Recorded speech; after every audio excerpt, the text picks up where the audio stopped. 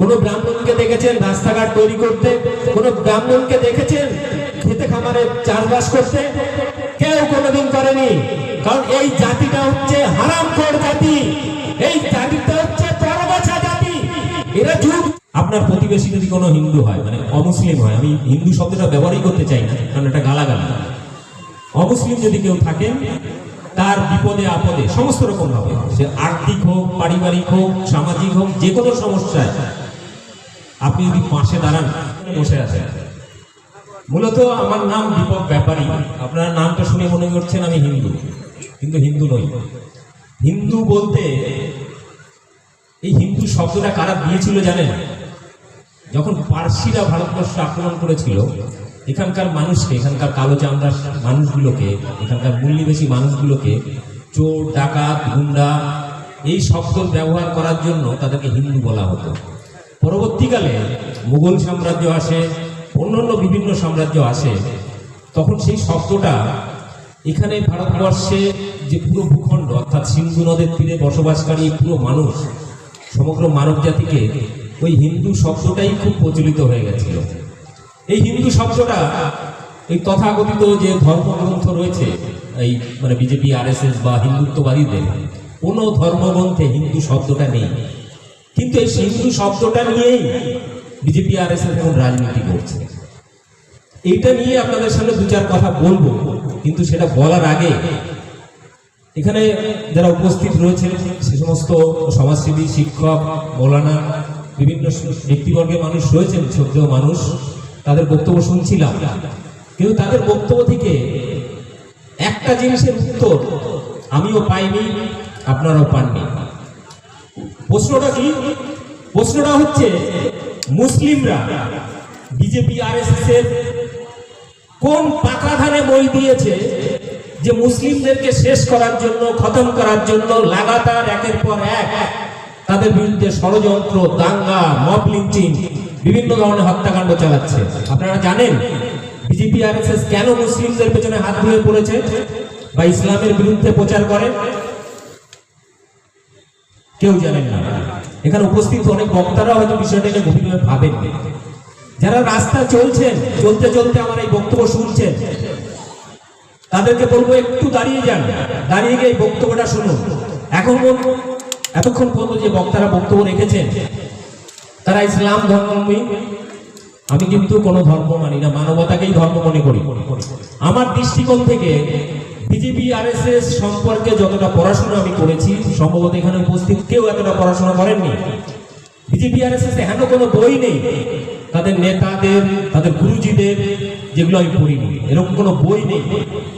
এবং তাদের ষড়যন্ত্রের বিষ আজ থেকে 100 বছর নয়, মুঘল সাম্রাজ্য প্রতিষ্ঠা হওয়ার শুরু থেকে বলা যায় তার আগে, যখন বুদ্ধ ধর্ম এখানে রাজত্ব করত, সম্রাট অশোক রাজত্ব করত, সেই সময়কার ভারতবর্ষে তৈরি হওয়া সব থেকে ভালো একটা যদি ধর্ম হয়, শান্তিপূর্ণ ধর্ম, সেটা হচ্ছে বুদ্ধিস্ট। যে ধর্মটাকে এই হিন্দুত্ববাদীরা মেরে কেটে ভারতবর্ষ থেকে নিশ্চিহ্ন করে দিয়েছে।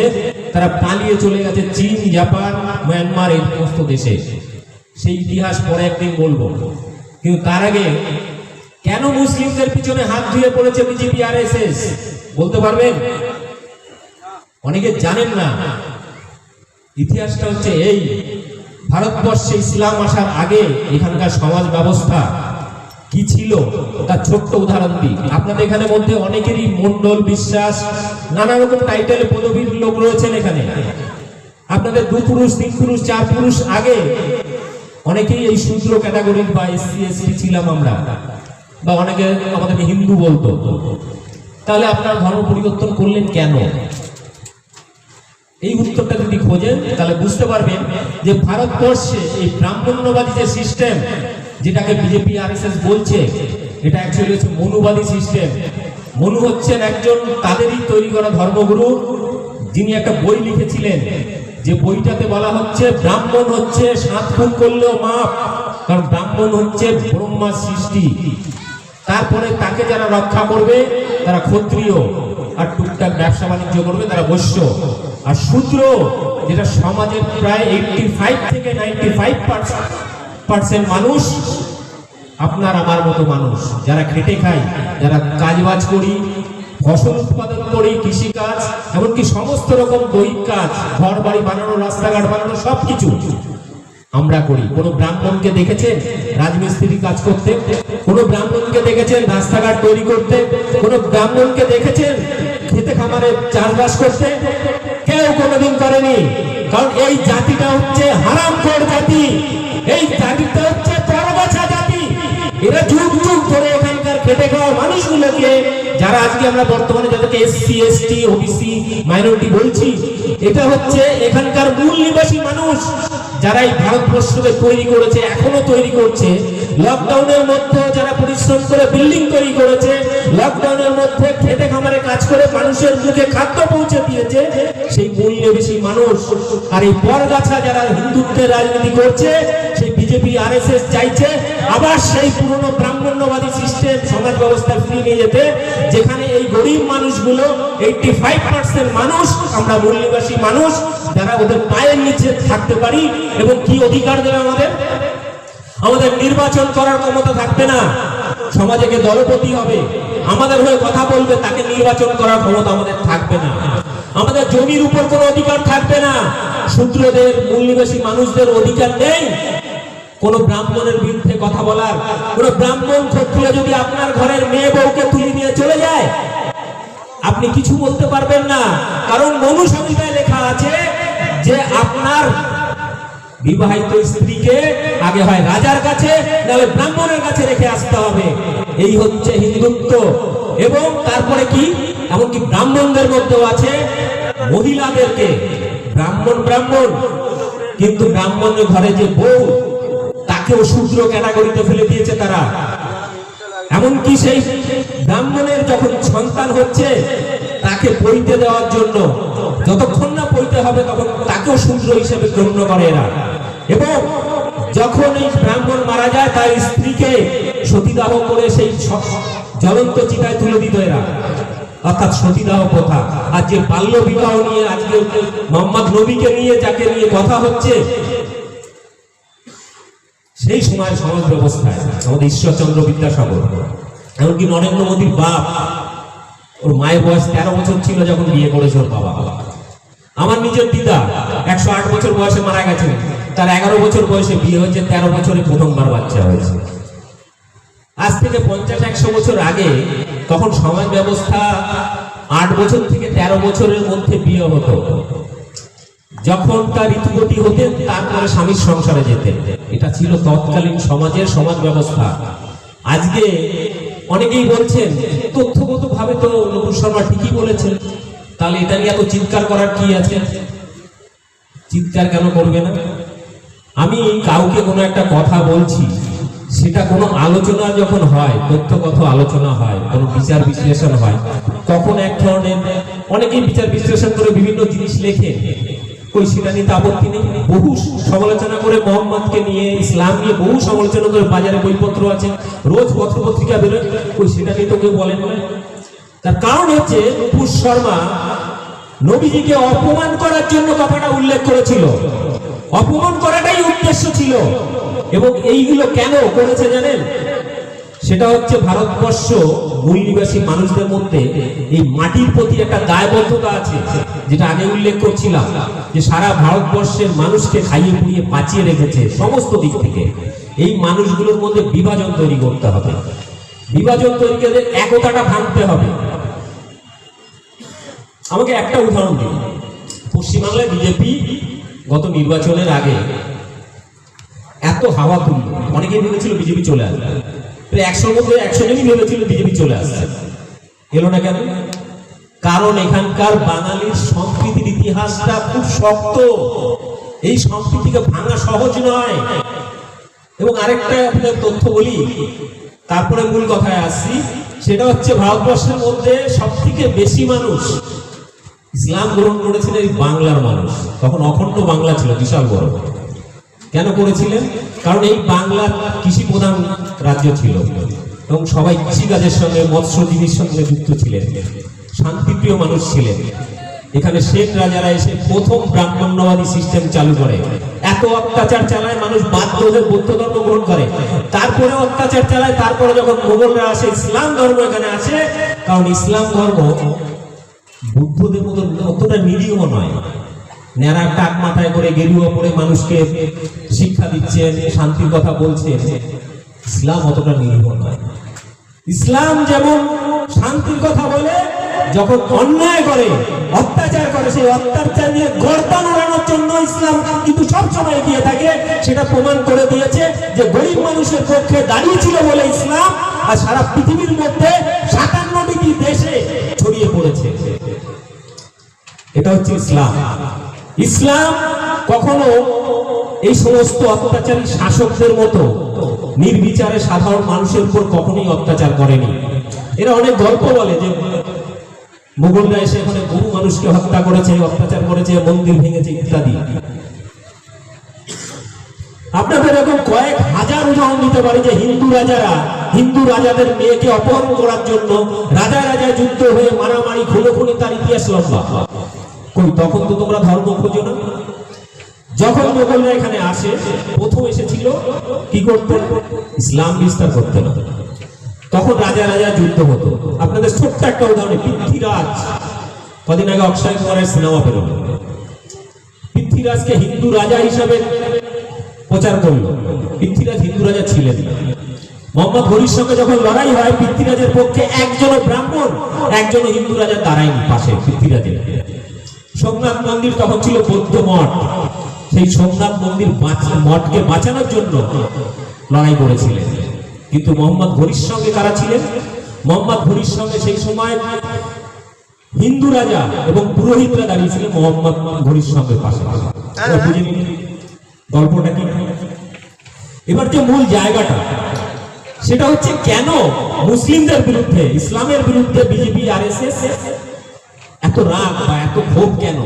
তার মূল কারণ হচ্ছে ইসলাম এমন একটা ধর্ম যে প্রথম সাম্যের কথা বলেছিল, যে প্রথম সাধারণ মানুষের মধ্যে যারা অবস্থা সম্পন্ন, সেখান থেকে 2.5% ট্যাক্স নিয়ে সাধারণ মানুষের শিক্ষা উন্নতির জন্য কাজে লাগানোর কথা বলেছিল। পৃথিবীর আর কোনো ধর্মে এই গুণটা নেই। সাম্যবাদের কথা বলেনি, এই ধরনের মানুষের উপকারের কথা বলেনি। আর হিন্দুত্বের ধর্ম মনুবাদী সিস্টেম, ব্রাহ্মণবাদী সিস্টেম, মহিলাদের অধিকার দেয়নি, খেটে খাওয়া মানুষদের অধিকার দেয়নি, সমস্ত অধিকার কেড়ে নিয়েছে। আমাদের নিজের বিবাহিত, পড়াশোনার অধিকার তো ছিলই না। নিজের বিবাহিত স্ত্রীকে বলতো বিয়ের পরে সঙ্গে সঙ্গে 3-4 দিনের জন্য রাজার কাছে বা পুরোহিতদের কাছে রেখে আসতে হতো। এই মানুষ এই অত্যাচার সহ্য করতে করতে একটা সময় যখন ইসলাম এলো, সবাই চলে গেল ইসলামে। এরা প্রচার করে তরবারির জোরে নাকি সবাই ভয়ে, আপনার বুড়ো পুরুষ নাকি সবাই ভয়ে ইসলাম গ্রহণ করছে, এরকম প্রচার করে।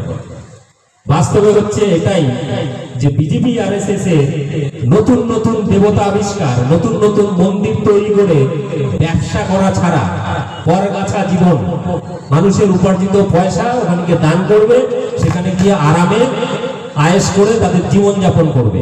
কোন রাজা পরিশ্রম করতেন না, মানুষের ধন দৌলত লুট করতেন। কোন ব্রাহ্মণ মানুষের ধন দৌলত মন্দিরের লোকে দান করতেন, সেগুলো লুট করতেন, আরামে পরগাছার মতো জীবন যাপন করতেন। এবং নিত্য নতুন দেবতার আবির্ভাব হতো। গতকাল একটা পত্রিকায় দেখলাম টেনশন দেবতার জন্ম হয়েছে, একটা মূর্তি বানিয়ে সেখানে পুজো হচ্ছে এখন টেনশন দেবতা। আপনার যত রকম টেনশন আছে আপনি ওখানে গিয়ে পুজো দেবেন, আপনার সমস্ত টেনশন দূর হয়ে যাবে। নতুন একটা দেবতার আবির্ভাব হয়েছে। কদিন আগে একটা দেখলাম গাছে জুতো ঝোলানো, জুতো দেবতা, সেখানে জুতো ঝোলালে নাকি সব টেনশন দূর হয়ে যাবে।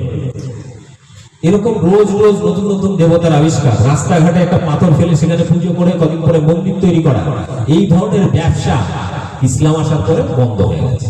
পুরোহিতদের ব্যবসা বন্ধ হয়ে গেছে, রাজাদের সেই পরগাছাজীবী বন্ধ হয়ে গেছে। ফলে বিজেপি আর খুব রাগ। এই ইসলামকে সরাতে না পারলে আমরা আবার এই সমস্ত 85% মূল নিবাসী খেটে খাওয়া মানুষগুলোকে আমরা তাদের ধন সম্পদ লুট করতে পারবো না। তাদেরকে শিক্ষার অধিকার দিয়ে আমরা কেন ফালতু খরচা করতে যাব সরকারের টাকা? ওই জন্য সব কিছু বন্ধ করে দিতে হবে, আরামে নিংড়ে নিতে হবে সাধারণ মানুষের রক্ত, অর্থ, সম্পত্তি।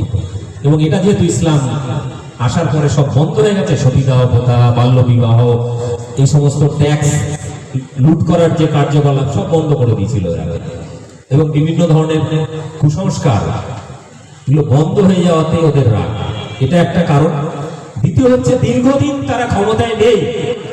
মুঘলরা 800 বছর, বুদ্ধিস্টরা 400 বছর, ব্রিটিশ 200 বছর, প্রায় 1000 বছরের উপরে ওরা মানে বুখা নেকড়ের মতো হয়ে আছে। আর জানে আমরা যদি আবার সেই হিন্দু রাষ্ট্র করতে চাই, তাহলে ভারতবর্ষের মূল্যবাসী যারা আছে শূদ্ররা, ভারতবর্ষে 7000 8000 ভাগ রয়েছে মানুষের মধ্যে। কেউ শিবপন্থী, কেউ কালীপন্থী, কেউ এই টেনশনপন্থী, এরকম বিভিন্ন ধরনের দেবদেবী ভাগ বাটোয়া রয়েছে। কেউ গাছ পুজো করে, কেউ পাথর পুজো করে, ফলে এদের মধ্যে একতা নেই। ফলে এই মানুষগুলোকে যদি মারতে হয়, তাহলে তাদেরকে সবাই এখনকে দলে নিতে হবে। তাই সব শূদ্র, মন্ডল, বিশ্বাস, সব শূদ্র এখন হিন্দু হয়ে গেছে। ওদের কাছে দল ভারী করতে হবে। কেন? মুসলিমদের মারতে হবে। কেন মারতে হবে, কি ওদের কোন টাকা ধানে বই দিয়েছে, সেই যুক্তি কেউ খোঁজে না। ভারতবর্ষে মেনে নিন আমি মুসলিম 20% আমি ছেড়ে দিলাম, নেই ভারতবর্ষে মুসলিম নেই, কাদেরকে শোষণ করবে? বাকি যে 65% মানুষ বেঁচে ছিল, মানে বেঁচে থাকবে শূদ্ররা, মূল্যবাসী মানুষগুলো, তাদেরকে শোষণ করবে। সামান্য উদাহরণ দিয়ে আপনাদের, এই যে বর্তমানে বিজেপি আসার পরে যে ধরনের খেলা চলছে, বিজেপি আসার পরে হিন্দু খতরে মেয়ে, খতরাটা কি ছিল? চাকরি নেই, বাকরি নেই। কংগ্রেস আমলে মানে যে সমস্ত কার্যকলাপ নিয়ে শেষ দিকে বিজেপি অভিযোগ করত, আজকে সেই পরিমাণগুলো এতটাই বেড়ে গেছে, সেগুলো নিয়ে কেউ প্রতিবাদ নেই। কিন্তু মুশকিলটা হচ্ছে, গত দুদিন আগে এই বানর বাহিনী যারা মাথায় গেরুয়া ফেট্টি বেঁধে যে ছেলে পেলেগুলো জয় শ্রীরাম স্লোগান দিয়ে মুসলিম মহল্লায় দাঙ্গা করেছে, মিছিল করে ভোট কুড়িয়েছে, মানুষকে গ্যাস বিলিনের মতো ফুলিয়ে দিয়েছিল, বিজেপি আসছে। গতকাল এক বিজেপি নেত্রীর ভাষণ শুনছিলাম। বিহারের এক বিজেপি নেত্রী কাঁদতে কাঁদতে বলছেন যে ছেলেগুলো আমার হয়ে মিছিল করলো, জয় শ্রীরাম স্লোগান দিল, সেই ছেলেগুলো এসে আমার গাড়ি, বাড়ি এবং আমাদের পার্টি অফিসটা পুরো আগুন ধরে জ্বালিয়ে দিল পুরোটা। কাঁদতে কাঁদতে বলছে। অর্থাৎ বানর বাহিনীও বুঝে গেছে যে এই বিজেপি যারা ধ্বংস করতে এসছে, তাদের দ্বারা চাকরি বাকরি দেওয়া তো দূরের কথা, কিছুই দেবে না, বরং 4 বছরের কন্ট্রাক্ট নেবে। কন্ট্রাক্ট নিয়ে 2024-এ ক্ষমতায় আসতে হবে। এই বানর বাহিনীকে হাতে অস্ত্র দিয়ে, আইনি সুরক্ষা দিয়ে, নির্বিচারে যারা বিজেপির বিরোধিতা করবে তাদেরকে গণহত্যা চালাবে। এটা যুব সমাজ বুঝে গেছে যে 4 বছর পরে তাদের ছুড়ে ফেলে দেবে। কারণ বিজেপির ডিকশনারিতে, বিজেপির নিয়মে বা আরএসএস এর নিয়মে মনুবাদী সিস্টেম ছাড়া ওরা বেঁচে থাকতেই পারে না। মনুবাদী সিস্টেমে ব্রাহ্মণ, ক্ষত্রিয়, বৈশ্য, মানে আদানি, আম্বানি, মোদি, এই সমস্ত সব লোক ছাড়া আর কারোর কোনো ক্ষমতা থাকবে না। একটা অঘোষিত রাজতন্ত্র চালু হবে, এবং এটাকে যদি আটকাতে পারে যদি কেউ, সেটা হচ্ছে ভারতবর্ষে একটাই সংখ্যাগরিষ্ঠ সংগঠিত ধর্ম, সেটা হচ্ছে ইসলাম। কারণ ইসলাম যেমন একই সাথে শান্তির কথা বলে, যখন অশান্তি হয়, অত্যাচারের মাত্রা বেড়ে যায়, দেওয়ালে পিঠ থেকে যায়, তখন সেই অত্যাচারীকে মাটির তলায় ঢোকাতেও সময় লাগাবে না।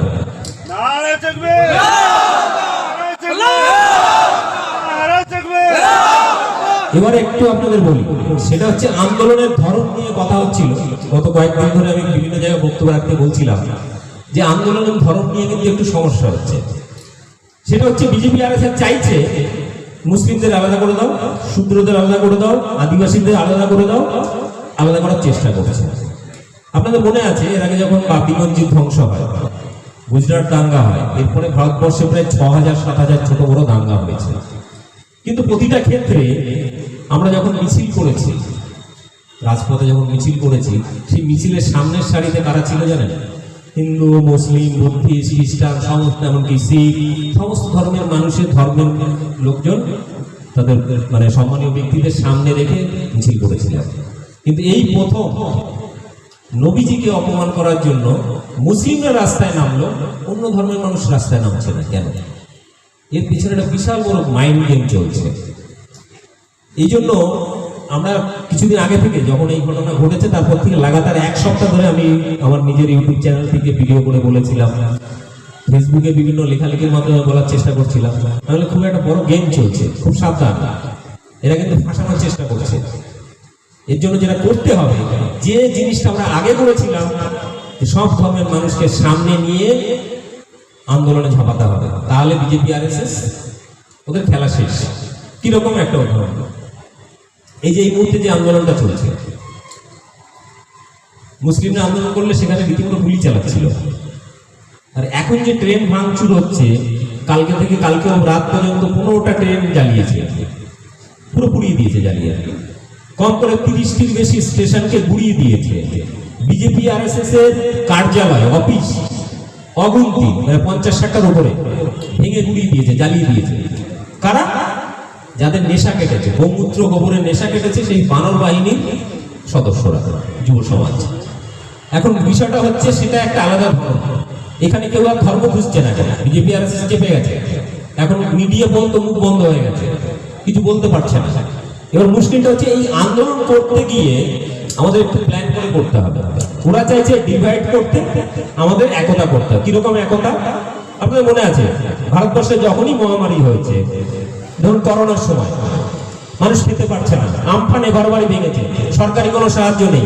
আমি দেখেছি বিভিন্ন মসজিদ, বিভিন্ন মাদ্রাসা ছেলেমেয়েরা ওই জীবনে ঝুঁকি নিয়ে প্রত্যন্ত গ্রামে, যেখানে সরকারি কোনো মদত যায়নি, সাহায্য যায়নি, সেখানে তারা গিয়ে পৌঁছে সেই মানে ধর্ম বিচার না করে প্রতিটি মানুষের মুখে খাবার পৌঁছে দিয়ে এসছে। প্রতিটি মানুষকে, এমনকি লকডাউনের সময় যখন সরকার গাড়ি দিচ্ছে না, ট্রেন দিচ্ছে না, কোনো রকম যানবাহনের ব্যবস্থা নেই, তখন মুসলিম ভাইরা আমি দেখেছি রাস্তায় দাঁড়িয়ে সেই মানুষদের মুখে খাবার, জল এগুলো তুলে দিয়েছে, তাদের থাকার জন্য টেন্ট পর্যন্ত বানিয়ে দিয়েছে। এটা হচ্ছে ইসলাম। আমি কোনো ধর্ম মানি না, প্রথমে বলে দিয়েছি, মানবতায় বিশ্বাসী, ইনসানিয়াতে বিশ্বাসী। আমার মুখ থেকে খুব বেশি ধর্মের ভালো ভালো কথা শুনতে পাবেন না, কিন্তু ভারতবর্ষের ক্ষেত্রে তুলনামূলকভাবে ইসলাম একমাত্র ধর্ম, যে ধর্মটা ভারতবর্ষের সমস্ত কুসংস্কার, সমস্ত যে অধিকারগুলো কেড়ে নিয়েছিল ব্রাহ্মণ্যবাদী এদের পূর্বপুরুষরা, সেই অধিকারগুলো প্রতিষ্ঠা করেছে ইসলাম আসার পর। আজকে ইসলামের আমি একটু ব্যক্তিগত বা আপনাদের অভিজ্ঞতাই বলছি, যেগুলো আপনাদের বুঝতে সুবিধা হবে। আজ ভারতবর্ষে যদি রাজমিস্ত্রি কাজ বলুন, 85% মানুষ মুসলিম। আজ ধরুন মুসলিমদের তাড়িয়ে দিল, কোনো হিন্দু ঘরের ছেলে, কোনো মানে আমি বলছি ব্রাহ্মণ ঘরের ছেলে কি রাজমিস্ত্রির কাজ করবে? করবে না। ভারতবর্ষের ইতিহাসে এই মূল নিবেশী মানুষ, অর্থাৎ ভারতবর্ষের যাদের ডিএনএ এক, যারা অন্য জায়গা থেকে আসে, ব্রিটিশ বাইরে থেকে এসছে, ইউরোপ থেকে, এই ব্রাহ্মণরা হচ্ছে ইউরেশিয়া, রাশিয়ার একটা উড়াল অঞ্চল বলে একটা জায়গা আছে, সেখানে ঘোড়া চালিয়ে তারা তরবারি নিয়ে বিভিন্ন মানে যেখানে শস্য শ্যামলা খুব ভালো ভালো জায়গা, সেই মানুষগুলোর ধন সম্পত্তি লুট করত। সেই ব্রাহ্মণরা এসে প্রথম আমাদের হরপ্পা মহেঞ্জোদারো সভ্যতা, ওটাকে প্রথম গুড়িয়ে দিয়েছিল মাটির নিচে একদম। তারপরে সারা ভারতবর্ষে ছড়িয়ে যায় এবং মানুষের অর্থনৈতিক কাঠামোকে ভেঙে দিয়ে ভারতবর্ষের সমস্ত দরিদ্র মানুষগুলো, খেটে খাওয়া মানুষগুলোকে মানে দাসের মতো জীবনযাপন করতে বাধ্য করে। এবং এই ব্যবস্থাটাকে ভেঙে দিয়েছিল এই ইসলাম আসার পর। এবং ওই জন্য বিজেপি আরএসএস এর খুব রাগ ইসলামের প্রতি, মুসলমানদের প্রতি। তবে হ্যাঁ, একটা সুবর্ণ সুযোগ আছে। সুবর্ণ সুযোগটা বললে আপনারা হয়তো হাততালি দেবেন। সেটা হচ্ছে আপনাদের ধৈর্য ধরতে হবে।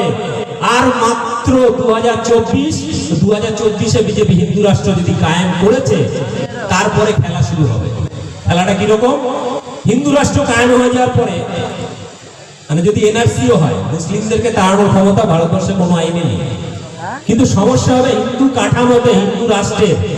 আপনার ধর্ম যেহেতু আলাদা, ওদের হিন্দু রাষ্ট্রের কাঠামোর মধ্যে ব্রাহ্মণ, ক্ষত্রিয়, বৈশ্য, শূদ্র, শূদ্রদের সংখ্যা প্রায় 85%, মুসলিমদের বাদ দিলে 65% মানুষ।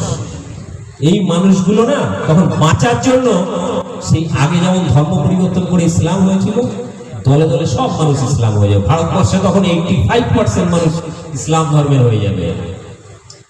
ঠিক তো? বিষয়টা হচ্ছে সুবর্ণ সুযোগ, এটা আসছে। কিন্তু ভারতবর্ষের মুসলিমদের মধ্যে যে সম্প্রীতির ভাব, দেশের প্রতি আত্মত্যাগ, সেটা ইতিহাস বইতে স্বর্ণাক্ষরে লেখা আছে। ভারতবর্ষের স্বাধীনতার জন্য যদি প্রাণ দিয়ে থাকে কেউ, যদি 100 জন প্রাণ দেয়, তার মধ্যে 90 জন মুসলিম দিয়েছে, কিন্তু ইতিহাসে জায়গা নেই, ইতিহাসের কথা লেখা নেই। আমরা কি জানি, ভগৎ সিং, নেতাজি, এরকম হাতে গোনা কয়েকজন বিপ্লবীর নাম, কিন্তু বাকি যারা প্রাণ দিয়েছে তাদের নাম জানি না, এবং তাদের নামটা তো ঠিকই দেওয়া হয়েছে। সম্প্রতি আমি একটা বই পড়ছিলাম, সেখানে যার নামের লিস্ট, আর বিভিন্ন মাদ্রাসা ছাত্ররা, মৌলানা, তারা দলে দলে গিয়ে যেভাবে ব্রিটিশদেরকে ধ্বংস করেছিল সে সময়, সেই ইতিহাস আমাদের ইতিহাস বইতে নেই। সেই ইতিহাসগুলোকে তুলে ধরতে হবে, সম্প্রীতির ইতিহাসগুলোকে তুলে ধরতে হবে। এবং আরেকটা জিনিস, সব থেকে ওরা যে চালটা চালছে, যে মানুষের মধ্যে ডিভাইড অ্যান্ড রুল পলিসি খেলতে চাইছে। আপনার প্রতিবেশী যদি কোনো হিন্দু হয়, মানে অমুসলিম হয়, আমি হিন্দু শব্দটা ব্যবহারই করতে চাই না, কারণ এটা গালাগালি। অমুসলিম যদি কেউ থাকেন, তার বিপদে আপদে সমস্ত রকম ভাবে, সে আর্থিক হোক, পারিবারিক হোক, সামাজিক হোক, যে কোনো সমস্যায় আপনি যদি পাশে দাঁড়ান, তাহলে কিন্তু একটা সময় সেই মানুষগুলো আপনার ধর্মে চলে আসবে। এখানে বহু মৌলানা আছেন, আমি একটা প্রশ্ন করি, অনেকে বিব্রত হন। আজ থেকে 400 বছর আগে কি 200 বছর আগে কি 500 বছর আগে যখন দলে দলে মানুষ ইসলাম ধর্ম গ্রহণ করতেন, আজকে কেন করছেন না? এর উত্তর খুঁজতে হবে। উত্তর আছে, আজকের সবাই বলবো না, পরে কোনো একদিন হয়তো আপনাদের সামনে এসে বলবো। কিন্তু এই মুহূর্তে খেলাটা বিজেপির হাতে নেই, এই মুহূর্তে খেলাটা আছে মুসলিমদের হাতে। মুসলিমরা, ওরা যত হিংসার প্রচার করবে, আপনাদের তত বেশি সম্প্রীতির বার্তা দিতে হবে, সম্প্রীতির নিদর্শন রাখতে হবে। ওরা জাহাঙ্গীরের বুলডোজার দিয়ে ঘর বাড়ি দোকান ভাঙবে, আপনাদের ওখানে সমস্ত ধর্মের মানুষ নিয়ে হাতে হাতে যেভাবে মিছিল করেছিল, ঠিক পরে 1 সপ্তাহ পরে ঠিক সম্প্রীতি মিছিল করতে হবে, নিজেরা চাঁদা তুলে আবার দোকান ঠিক করে দিতে হবে, সে হিন্দু হোক বা মুসলিম। তো এই বিষয়টা রাখতে হবে। ওরা যত আমাদেরকে ফাঁদে ফেলার চেষ্টা করবে, তত বেশি করে আপনাদেরকে সম্প্রীতির এবং ধৈর্যের পরীক্ষা দিতে হবে, কারণ আর বেশি দিন দেরি নেই। আমার মনে হয় আগামী ধরুন 2024, তারপর হয়তো 2-5 বছর, মানে 2030-এর পর থেকে এই যত অমুসলিম খেটে খাওয়া মূল্যবাসী মানুষ আছে, তারা বাধ্য হয়ে এদের অত্যাচার থেকে বাঁচার জন্য সবাই ইসলাম ধর্ম গ্রহণ করে নেবে।